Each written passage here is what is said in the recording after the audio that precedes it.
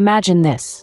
The year is 2024, and America stands divided once again, brother against brother. The United States, the bastion of unity and democracy, finds itself fractured, a mirror reflecting the splintered chapters of its history. The states of the original Confederacy, stirred by the winds of perceived federal overreach and cultural divergence, have taken the drastic step of secession, tearing away from the Union and igniting a new era of conflict on American soil. This is part 2 of an 8-part series, and hope you enjoy the provocative subject. In this reality, the Old South rises anew as the secessionist states, while the rest of the country rallies under the banner of the Union. The reasons for this division are manifold and complex, rooted in political, economic, and cultural rifts that have grown over the years, culminating in this drastic schism. The implications for the future are profound, as the two factions grapple not just for ideological superiority, but for survival itself. But survival in this alternate reality, much like in our own, hinges on resources that fuel economies, that equip armies, that feed populations. In a war of the states, these resources become the lifeblood of nations, as critical to victory as the soldiers on the front lines and the generals in the war rooms. In the secessionist states, the fertile soils of the South are a treasure trove of agricultural wealth, with cotton and soybean as the crown jewels.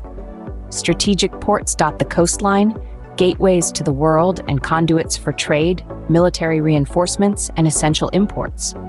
The secessionist states also are able to offer polycarbonates and chemical compound production, the fuel and building blocks of industry.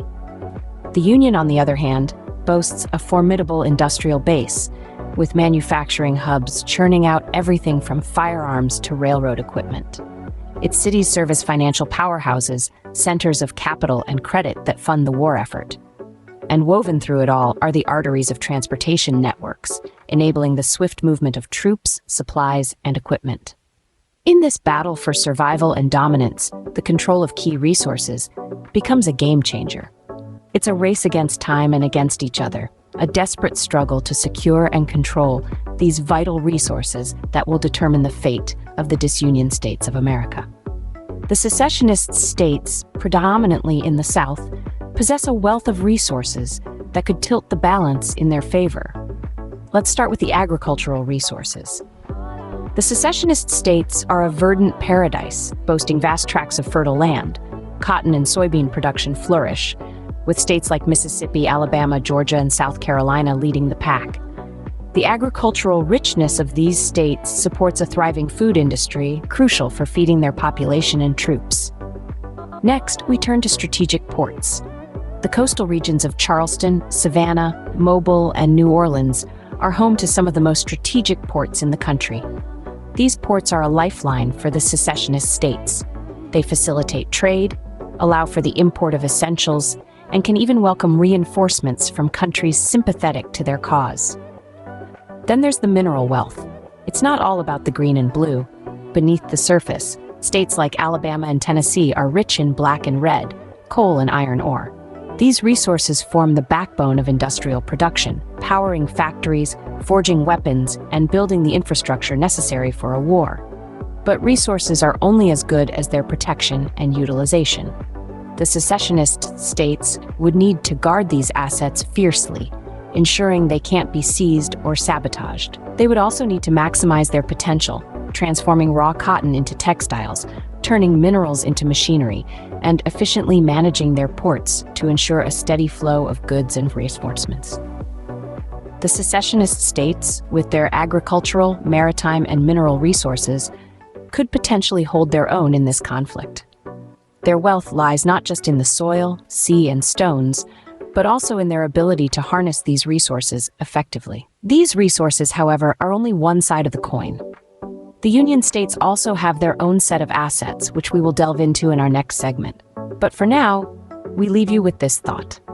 In a war of states, resources can be as powerful as guns and bombs, shaping the course of the conflict and potentially determining the victor. The Union states, primarily in the North and Midwest, hold a different kind of power: industrial might and financial prowess. In this alternate reality, the Union's industrial capacity is nothing short of impressive. The Northeast and Midwest states, with cities like New York, Philadelphia, Pittsburgh, and Chicago, are major manufacturing hubs. These cities churn out everything from firearms and ammunition to machinery and railroad equipment. The Union's industrial muscle is its backbone, sustaining military operations, equipping troops, and maintaining the logistical networks crucial to a protracted conflict. But the Union's strength doesn't end with industrial capacity. It also lies in its vast transportation networks. The Great Lakes region, with its access to waterways and railroads, becomes a lifeline for the Union. Key transportation hubs like St. Louis, Cincinnati, and Detroit transform into critical nodes in the Union's logistical chain. These cities and regions are essential for the rapid mobilization and deployment of forces, allowing the Union to swiftly react and adapt to the changing tides of war. On top of industrial and transportation powerhouses, the Union boasts influential financial centers. New York City, for example, is a financial nerve center, providing access to capital, credit, and international markets. In times of conflict, the Union's financial institutions become instrumental in funding the war effort, raising funds through bonds and taxes, and maintaining economic stability amidst the chaos. They are the lifeblood of the Union, ensuring that the war machine keeps running. These resources, industrial capacity, transportation hubs, and financial centers, are the Union's lifelines in this alternate reality. They are not just resources, they are potential game changers, offering the Union significant advantages in the struggle against the secessionist states. The Union's ability to utilize these assets effectively could be decisive in the outcome of the conflict. In the face of an impending war, the Union's industrial might and financial prowess become more than just assets. They become weapons. And with these resources at their disposal, the Union is a formidable opponent. As the battle lines are drawn, this becomes a war not just of ideologies, but of resources. In this alternate reality where America is once again divided, the struggle for control is as much about securing material resources as it is about winning hearts and minds. Both the secessionist states and the Union understand that the key to victory lies not just in the valor of their soldiers, but also in their ability to harness and protect their resources effectively. For the secessionist states, the vast agricultural lands are not their only lifeline. Oil, petroleum products, and vehicle production offers a valuable export commodity. Their strategic ports, the gateways to international markets, serve a dual purpose. They facilitate trade while also serving as vital entry points for military reinforcements. Moreover, their mineral wealth, particularly oil, coal, and iron ore, fuels their industrial production, enabling them to manufacture weapons and maintain the infrastructure necessary for war. On the other hand, the Union's strength lies in its industrial capacity. The factories of New York, Philadelphia, Pittsburgh, and Chicago churn out everything from firearms to railroad equipment, providing the necessary tools to wage war. The Union's extensive transportation networks, including the waterways of the Great Lakes region and the railroads crisscrossing the landscape, serve as critical arteries for the movement of troops and supplies. And let's not forget the financial centers like New York City, the lifeblood of the Union's war effort, providing access to capital and international markets. However, these resources are not simply assets to be exploited. They are strategic points of vulnerability that must be defended at all costs. In this war of resources, the ability to protect these assets from enemy attacks could very well be the difference between victory and defeat. The stakes are high. As the conflict intensifies, both sides must navigate this complex landscape, balancing the need to exploit their resources while safeguarding them from enemy hands. The fate of these disunion states of America may well hinge on who can best harness and protect their resources. In our alternate history scenario, the impact of states not involved in the original Civil War could dramatically shift the balance of power. Let's consider California, an economic powerhouse with its vast agricultural resources and influential technology sector. In this hypothetical new civil war, California's allegiance could be crucial. With its economic might, it could potentially support the Union, shifting the tide in their favor. Then we have Texas, with its own history of secession. However, its modern demographic and economic landscapes might result in a divided allegiance. the state's vast oil reserves could become a hotbed for contention, as control over energy resources often dictates strategic advantage. Further away from the mainland, we have Alaska and Hawaii. Alaska, with its vast landmass and wealth of resources, could become a battleground, attracting attention from both sides. Hawaii, on the other hand, could play a significant role as a naval base, influencing control over maritime trade routes and military logistics.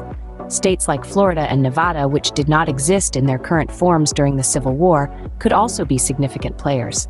With its thriving tourism industry, agricultural output, and strategic location, Florida might become a hotly contested territory. Nevada's mineral wealth and potential for energy production could make it a target for both sides. In this scenario, the inclusion of these states diversifies the resources and strategic considerations of the conflict. The control over technology hubs, agricultural areas, energy sources, and military bases could shape the course and outcome of this hypothetical conflict. The new Civil War would therefore not just be a war of resources, but also a war of strategic locations and allegiances. In this alternate reality, the stakes are high and the future uncertain. The resource-rich secessionist states are a force to be reckoned with, boasting an agricultural bounty, strategic ports, and vast mineral wealth. They hold the power to control food and raw material supply, which could potentially cripple the Union's industrial powerhouses. On the other side, we have the Union, with its extensive transportation networks, financial centers, and industrial might. Their ability to produce and distribute goods efficiently, combined with their financial prowess, could tip the scales in their favor. However, this power needs to be wielded strategically, as the Union would also need to maintain and secure trade routes and alliances to ensure a steady flow of resources and support. But let's not forget the new players in the game. States like California, Texas, Florida, and Nevada, each with their own unique resources and strategic advantages, could significantly influence the outcome of this hypothetical conflict. Their allegiances, whether divided or unified, could either tip the balance or create a stalemate. Amidst this tug-of-war for power, one thing stands out: the importance of strategic use of resources, efficient distribution, and international relations. In the end, it's not just about who has the most resources, but who can use them most effectively. That will determine the fate of these disunion states of America. As we draw this exploration to a close, we'd like to remind you that the power of speculation is in your hands. These alternate history scenarios are not just hypothetical constructs, but a reflection of the complexities and potentialities of our real world. They serve as a mirror, highlighting the delicate interplay of resources, strategy, and diplomacy that shape our lives. As we delve into these narratives, we hope to spark your curiosity and inspire you to think critically about our world and the infinite possibilities it holds. So why not join us on this thought-provoking journey? If you enjoyed this video and want to delve deeper into the world of alternate history, don't forget to like, subscribe, and share our channel. Your support allows us to continue creating content that challenges the imagination and stimulates intellectual discourse. And remember, the future is not set in stone. It's a tapestry woven from the threads of our actions, decisions, and most importantly, our ability to imagine and challenge the status quo. So stay tuned for more intriguing alternate history scenarios. Until then, keep questioning, keep exploring, and keep imagining.